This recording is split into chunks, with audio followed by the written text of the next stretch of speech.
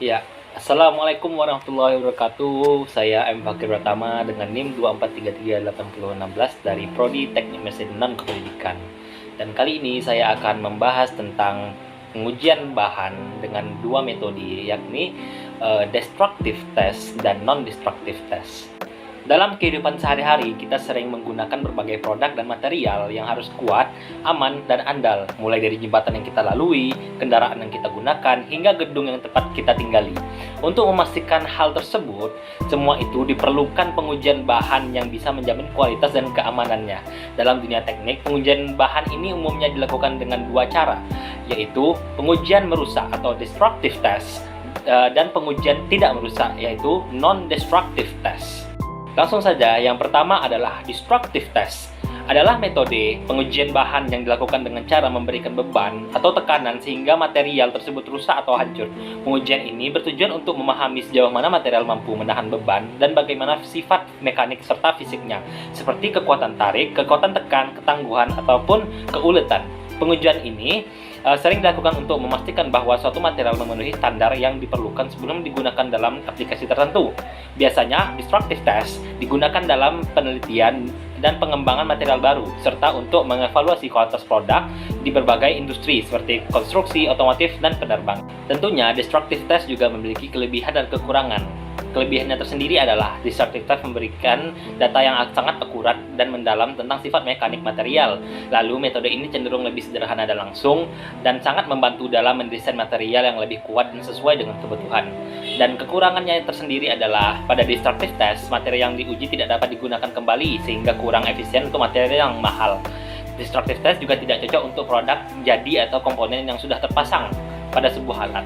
Destructive test dapat memakan biaya yang bisa menjadi tinggi jika material yang diuji bernilai tinggi atau jumlah pengujian yang dibutuhkan sangat banyak. Destructive test terdiri dari beberapa klasifikasi. Yang pertama adalah uji tarik, yaitu tensile test. Uji tarik atau tensile test adalah metode pengujian yang digunakan untuk mengetahui sifat mekanik material seperti kekuatan tarik atau tensile strength, regangan, elongation, dan modulus elastisitas. Dalam pengujian ini, material ditarik secara perlahan hingga putus menggunakan mesin uji tarik. Untuk memastikan hasil pengujian akurat dan dapat dibandingkan secara internasional, prosedur ini dilakukan berdasarkan standar tertentu. Untuk alatnya bisa dilihat pada layar, dan untuk standar pengujiannya bisa juga dilihat pada layar. Lalu kita masuk pada prosedur pengujiannya. Yang pertama adalah persiapan spesimen. Material yang diuji dalam bentuk spesimen yang telah diproses sesuai ukuran dan bentuk yang ditentukan oleh standar. Yang kedua, pengujian. Spesimen dijepit pada mesin uji tarik, lalu ditarik secara perlahan hingga putus. Dan selama proses ini, mesin akan merekam data seperti tegangan atau stres dan regangan, yaitu strain.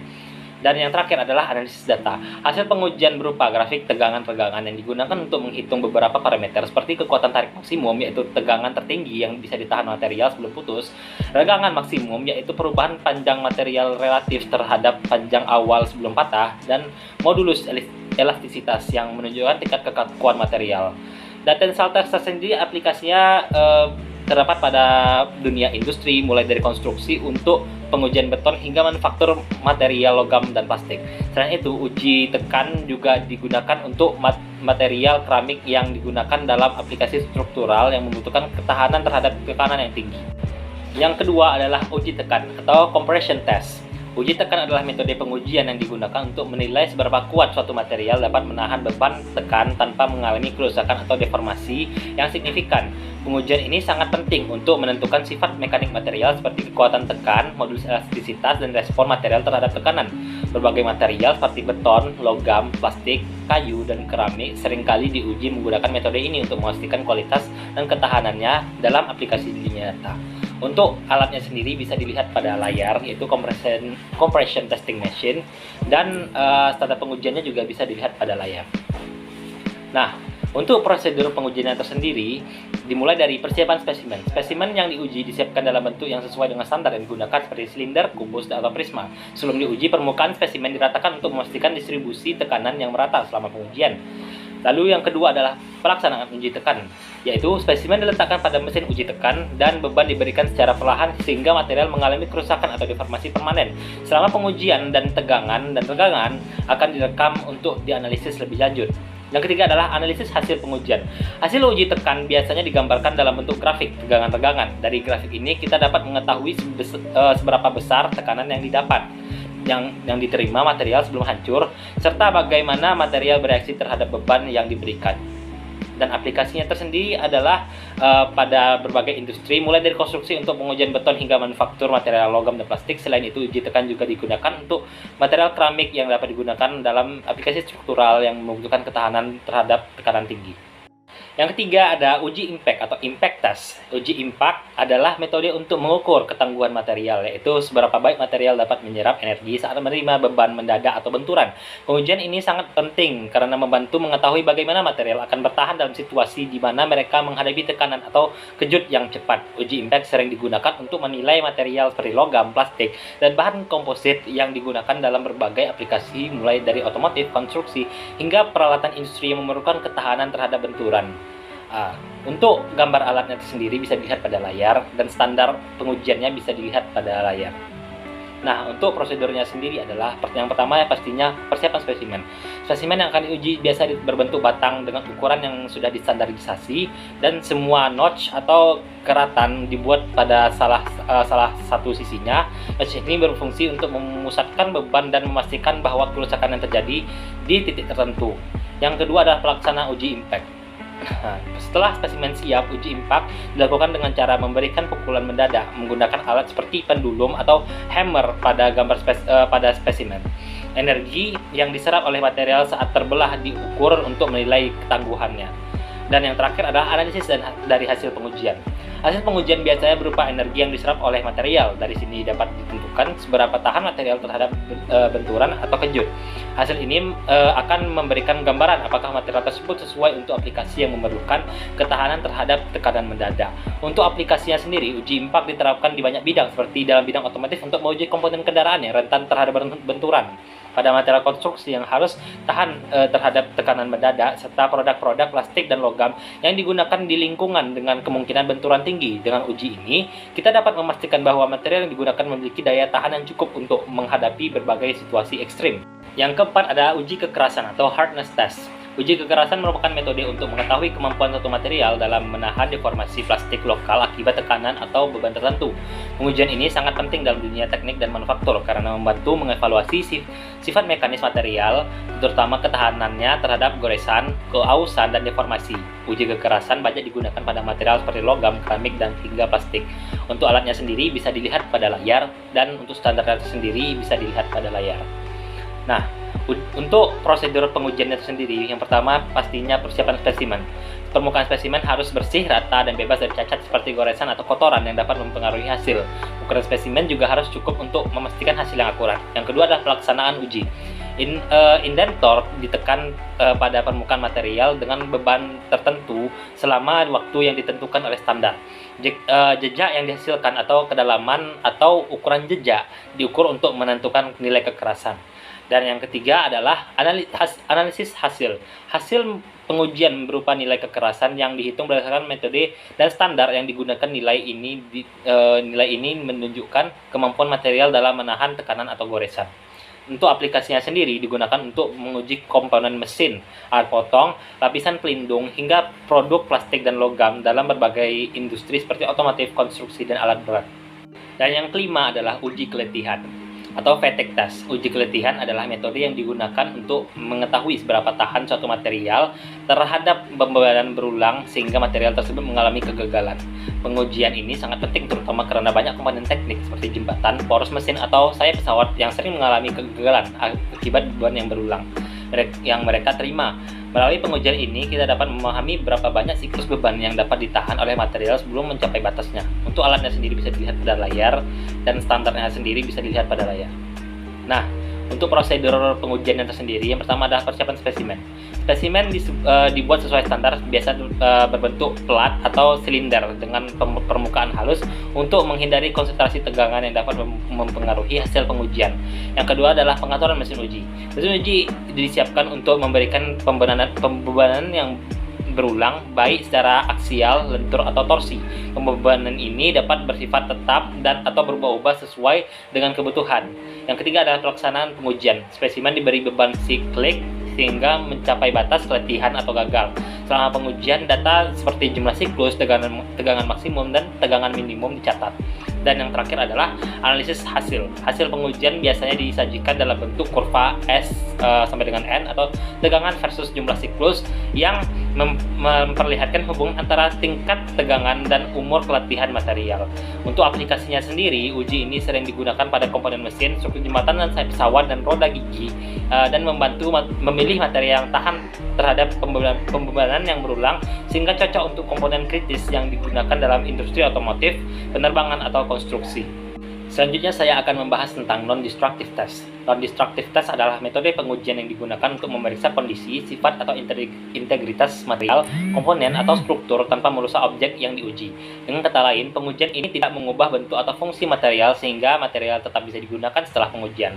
Non-destructive test menjadi bagian yang penting di banyak industri seperti penerbangan, konstruksi, perminyakan, dan manufaktur untuk memastikan keamanan dan kualitas produk tanpa perlu membuang material yang diuji. Non-destructive test bertujuan mendeteksi cacat seperti retakan, porositas, atau delaminasi, baik di permukaan maupun di dalam material. Metode ini memungkinkan evaluasi ketahanan material terhadap berbagai kondisi seperti tekanan atau beban tertentu. Karena tidak merusak, material yang diuji tetap bisa digunakan sehingga tidak perlu diganti. Hal ini membuat proses lebih efisien dibandingkan metode destruktif. Oke, dan non-destructive test tersendiri memiliki kelebihan dan kekurangan. Untuk kelebihannya, material yang diuji dengan non-destructive test material tetap aman, atau material atau komponen tetap dapat digunakan setelah diuji. Lalu dia lebih efisien karena prosesnya lebih hemat waktu dan biaya dibandingkan metode destruktif test, dan akurat karena mampu mendeteksi cat yang sangat kecil baik di permukaan maupun di bagian material. Dan ini juga memiliki beragam aplikasi dan bisa digunakan pada berbagai jenis material seperti logam, plastik, komposit, dan keramik. Untuk kekurangannya sendiri adalah, yang pertama adalah ketergantungan pada operator. Hasil yang sangat bergantung pada keahlian dalam pengalaman operator sehingga membutuhkan pelatihan khusus. Yang kedua adalah biaya yang tinggi. Peralatan non-destructive seperti ultrasonic testing atau radiographic testing sangat mahal, termasuk biaya pemeliharaan dan pengoperasiannya. Dan yang ketiga adalah keterbatasan deteksi. Tidak semua metode dalam mendeteksi semua jenis cacat, beberapa hanya efektif untuk permukaan atau material tertentu. Dan yang keempat adalah persiapan material. Beberapa metode memerlukan persiapan material yang sangat rumit, seperti pembersihan atau pengaplikasian zat tertentu. Yang kelima adalah kondisi lingkungan. Faktor seperti suhu, kelembapan, dan bentuk geometri dapat mempengaruhi hasil pengujian. Dan yang keenam adalah risiko paparan radiasi. Metode seperti radiographic testing dapat membahayakan kesehatan jika tidak dilakukan dengan protokol dan keselamatan yang tepat. Yang ketujuh adalah tidak mengukur sifat mekanik, atau non-destructive test tidak memberikan informasi langsung tentang kekuatan tarik, tekan, ataupun sifat mekanik lainnya.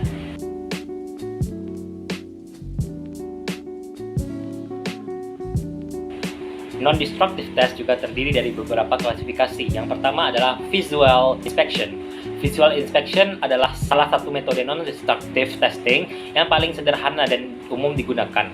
Metode ini melibatkan pemeriksaan langsung pada permukaan material atau komponen untuk mendeteksi cacat atau kerusakan seperti retakan, korosi, deformasi, atau keausan. Inspeksi ini dapat dilakukan dengan mata telanjang atau menggunakan kaca pembesar atau alat bantu lainnya seperti mikroskop atau kamera inspeksi. Nah, untuk alatnya bisa dilihat pada layar, dan untuk standarnya juga bisa dilihat pada layar. Untuk prosedurnya sendiri, yang pertama adalah pemeriksaan permukaan. Pemeriksaan dimulai dengan memeriksa kondisi permukaan material. Biasanya, operator memeriksa apakah ada tanda-tanda keretakan, penyok, korosi, atau keausan. Yang kedua adalah penggunaan alat bantu. Dalam beberapa kasus, terutama untuk cacat yang sulit terlihat, alat bantu seperti kaca pembesar, lampu sorot, atau kamera digital digunakan untuk meningkatkan visibilitas. Dan yang ketiga adalah pencatatan atau pelaporan. Setiap temuan yang dicatat dengan mendetail, biasanya disertai dengan gambar atau dokumentasi visual untuk memudahkan analisis lebih lanjut. Untuk aplikasinya, pertama ada di bidang manufaktur untuk memeriksa kualitas produk sebelum dipasarkan atau dikirim ke konsumen. Untuk konstruksi sendiri untuk memastikan integritas struktur bangunan seperti jembatan, gedung, atau pipa. Dan di penerbangan untuk memeriksa komponen pesawat terbang untuk deteksi korosi atau kerusakan di permukaan lainnya. Nah, yang kedua ada ultrasonic testing. Ultrasonic testing adalah metode non-destructive testing yang menggunakan gelombang suara frekuensi tinggi untuk mendeteksi cacat dalam material. Ultrasonic testing adalah teknik yang sangat efektif untuk mendeteksi cacat internal seperti retakan, void, atau porositas. yang tidak terlihat dalam permukaan material. Gelombang suara dikirimkan ke dalam material dan refleksi gelombang yang kembali digunakan untuk menganalisis struktur material. Untuk alatnya bisa dilihat pada layar, yaitu ultrasonic transducer. Untuk standarnya juga bisa dilihat pada layar. Nah, untuk prosedurnya sendiri adalah yang pertama adalah penerapan gelombang suara. Penerapan gelombang suara yaitu sebuah transducer ultrasonik mengubah energi listrik menjadi gelombang suara berfrekuensi tinggi yang biasanya antara 0,5 hingga 20 MHz dan mengirimkan ke dalam material yang diuji. Yang kedua adalah pemantulan dan pengukuran waktu. Ketika gelombang suara melewati material, gelombang yang akan dipantulkan kembali jika menemui cacat atau batas antara dua material dengan kepadatan yang berbeda. Waktu yang dibutuhkan untuk gelombang kembali ke transducer dihitung, dan berdasarkan waktu itu kedalaman atau lokasi cacat dapat ditentukan. Dan yang ketiga adalah analisis data. Data yang diterima dari pantulan gelombang suara diolah untuk menghasilkan gambar atau grafik yang dapat membantu menentukan jenis dan lokasi cacat. Dan untuk aplikasi dari tes ini sendiri adalah yang pertama adalah di manufaktur untuk memeriksa kualitas produk, misalnya pada pengecoran logam atau pengecekan sambungan las. Dan kedua ada di penerbangan, digunakan untuk memeriksa integritas struktural pesawat seperti sayap dan badan pesawat. Dan ketiga adalah industri energi dalam pengujian pipa dan struktur yang digunakan dalam pembangkit listrik, terutama pada pipa yang membawa bahan bertekanan tinggi. Dan yang keempat ada di industri otomotif untuk memastikan kualitas dan ketahanan bagi logam kendaraan. Yang ketiga ada magnetic particle testing. Magnetic particle testing adalah metode non-destructive testing yang digunakan untuk mendeteksi cacat permukaan atau dekat permukaan material ferromagnetik yang biasanya seperti besi, baja, atau beberapa paduan logam lainnya.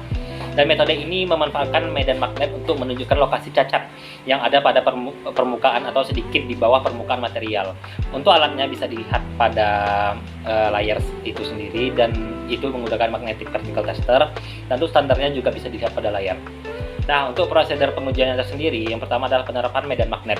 Pertama, material diuji dengan menciptakan medan magnet di dalamnya. Hal ini dapat dilakukan dengan cara mengalirkan arus listrik melalui material atau menggunakan magnet permanen.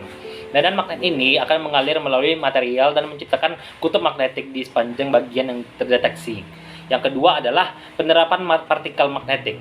Setelah medan magnet diterapkan, partikel magnetik biasanya berbentuk bubuk halus atau substansi cair disemprotkan atau digosokkan ke permukaan material. Partikel ini akan tertarik dan terkumpul di area cacat seperti retakan atau porositas, dan di mana medan magnet terganggu. Dan yang terakhir adalah pemeriksaan visual. Partikel yang terkumpul pada cacat yang akan membentuk indikasi yang jelas di permukaan material yang kemudian dapat dilihat oleh operator. Inspeksi visual ini dapat dilakukan dengan bantuan lampu ultraviolet untuk partikel fluoresen atau pencahayaan biasa untuk partikel yang tidak fluoresen. Lalu untuk aplikasinya sendiri adalah di dunia manufaktur untuk inspeksi produk seperti komponen mesin atau kendaraan untuk mendeteksi keretakan atau cacat di permukaan lainnya. Untuk konstruksi, pengujian struktur baja atau komponen konstruksi lainnya untuk memastikan kualitas dan integritas material. Dan untuk di industri energi digunakan dalam inspeksi pipa, tangki, dan komponen struktural pada pembangkit listrik atau fasilitas minyak dan gas. Dan untuk di industri otomotif untuk memeriksa kualitas komponen logam seperti roda gila atau poros. Yang keempat ada radiographic testing. Radiographic testing adalah salah satu metode non-destructive test yang menggunakan radiasi Penggen seperti sinar X atau sinar gamma untuk mendeteksi cacat dalam material. Metode ini memungkinkan untuk memeriksa struktur internal material tanpa merusaknya, memberikan gambaran internal komponen yang diuji melalui gambar radiografik. Untuk alatnya bisa dilihat pada layar, yaitu radiografi tester, dan untuk standarnya juga bisa dilihat pada layar. Nah, untuk prosedurnya sendiri adalah yang pertama penerapan sumber radiasi. Sebuah sumber radiasi seperti tabung sinar X atau sumber sinar gamma diarahkan ke material yang diuji. Radiasi ini akan melewati material tersebut dan dipantulkan kembali oleh detektor seperti film radiografik atau detektor digital. Yang kedua adalah penyerapan radiasi oleh material. Ketika radiasi melewati material, berbagai bagian material akan menyerap radiasi dalam jumlah yang berbeda-beda, tergantung pada kepadatan dan ketebalan material tersebut. Area yang lebih padat seperti cacat atau ketebalan material yang lebih besar akan menyerap lebih banyak radiasi dan menghasilkan gambar yang lebih gelap pada film. Yang ketiga adalah pembuatan gambar. Setelah radiasi melewati material, film radiografik atau detektor digital digunakan untuk menangkap pola radiasi yang diteruskan melalui material tersebut. Gambar yang dihasilkan menunjukkan perbedaan kepadatan dalam material, sehingga cacat atau struktur internal lainnya dapat diidentifikasi. Dan yang terakhir adalah interpretasi hasil. Operator atau ahli NDT kemudian menganalisis gambar radiografik untuk mencari cacat seperti retakan, porositas atau ketidakrataan dalam material. Gambar ini memberikan gambaran mendetail tentang kondisi internal material yang diuji. Untuk aplikasinya sendiri adalah dalam manufaktur untuk memeriksa produk logam atau komponen mesin seperti pipa, sambungan las atau komponen yang dicor. Dalam industri energi, pengujian pipa, boiler dan komponen lainnya dalam pembangkit listrik atau fasilitas energi lainnya untuk mendeteksi retakan internal atau koreksi. Dan di industri penerbangan digunakan untuk memeriksa pada bagian kritis pesawat terbang seperti sayap atau badan pesawat yang rentan terhadap cacat internal. Dan di industri otomotif juga digunakan untuk memeriksa komponen kendaraan seperti mesin atau transmisi untuk memastikan kualitas dan integritas struktural. Yang kelima ada liquid penetrant testing. Liquid penetrant testing adalah metode non-destructive testing yang digunakan untuk mendeteksi cacat permukaan pada material yang tidak terlihat dengan mata telanjang. Metode ini melibatkan penggunaan cairan penetran yang dapat menembus dan menyisir cacat pada permukaan material, yang kemudian dapat terlihat dengan cara tertentu setelah proses pembersihan dan pengeringan. Liquid penetrant testing efektif untuk mendeteksi cacat permukaan yang terbuka seperti retakan, goresan, atau porositas. Untuk gambar alatnya tersendiri bisa dilihat pada layar, dan untuk standar pengujiannya tersendiri juga bisa dilihat pada layar. Untuk prosedurnya sendiri, yang pertama adalah aplikasi penetran cair. Langkah pertama dalam liquid penetrant testing adalah menerapkan cairan penetran yang berwarna merah atau fluoresen ke permukaan material yang diuji. Cairan penetran ini dirancang untuk masuk ke dalam cacat permukaan seperti retakan atau celah karena daya rekatnya yang tinggi. Yang kedua adalah waktu tunggu. Setelah penetran diterapkan, material harus dibiarkan selama waktu tertentu untuk memungkinkan penetran meresap sepenuhnya ke dalam cacat permukaan. Waktu tunggu ini sangat penting untuk memastikan penetrasi yang maksimal. Yang ketiga adalah pembersihan permukaan. Setelah penetran meresap, permukaan material dibersihkan untuk menghilangkan kelebihan cairan penetran yang tidak terperangkap pada cacat. Pembersihan yang tidak sempurna dapat mengganggu hasil pengujian. Yang keempat adalah aplikasi developer. Developer yaitu bahan kimia berwarna terang atau putih, kemudian diterapkan pada permukaan yang telah dibersihkan. Developer ini berfungsi untuk menarik cairan penetran dari dalam cacat ke permukaan material, menciptakan indikasi yang sangat jelas. Yang terakhir adalah pemeriksaan visual.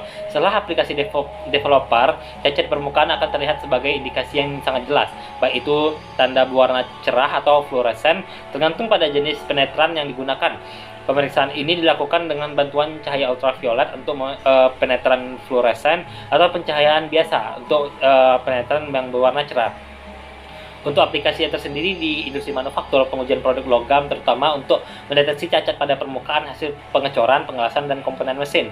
Untuk di industri otomotif untuk memeriksa kualitas komponen kendaraan seperti sistem penggerak atau bagian-bagian kritis lainnya. Untuk di industri energi digunakan dalam inspeksi komponen pembangkit listrik atau fasilitas energi lainnya untuk memeriksa retakan atau korosi pada pipa dan peralatan lainnya. Dan untuk di industri penerbangan, pengujian ini untuk bagian pesawat terbang yang terbuat dari logam atau komposit seperti sayap dan bagian struktural lainnya untuk mendeteksi cacat permukaan. Yang keenam ada eddy current testing. Eddy current testing adalah salah satu metode non-destructive test yang digunakan untuk mendeteksi cacat permukaan dan bawah permukaan pada material konduktif seperti logam. Metode ini memanfaatkan prinsip medan magnet yang dihasilkan oleh arus listrik yang mengalir melalui konduktor, yang menghasilkan arus eddy atau eddy currents di dalam material yang diuji.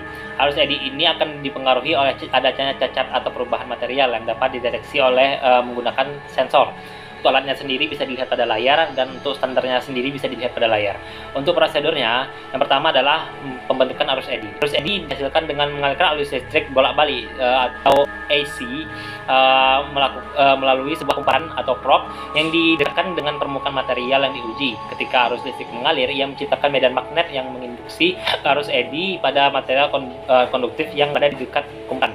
Yang kedua adalah interaksi dengan material. Arus eddy yang mengalir melalui material akan terpengaruh oleh berbagai faktor seperti konduktivitas material, ketebalan, kebesaran cacat seperti retakan, korosi atau ketidakrataan, serta geometri material.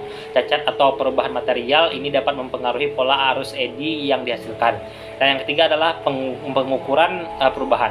Perubahan pada pola arus eddy tersebut dapat diukur menggunakan detektor atau sensor yang terhubung dengan kumparan. Sensor ini akan mengukur perubahan impedansi atau reaktansi yang disebabkan oleh adanya cacat atau perubahan sifat material yang kemudian ditampilkan sebagai indikasi layar.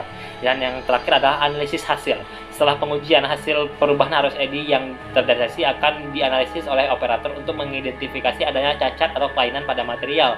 Hasil pengujian dapat menunjukkan informasi tentang kedalaman cacat, ukuran, dan lokasi cacat pada material. Dan untuk aplikasi yang tersendiri itu ada dunia manufaktur untuk investasi seperti komponen logam, seperti mesin atau pipa untuk mendeteksi kerusakan atau korosi yang terjadi selama penggunaan. Yang kedua ada di penerbangan, digunakan untuk pemeriksa bagian pesawat yang terbuat dari material konduktif seperti sayap atau mesin untuk mendeteksi retakan atau kerusakan.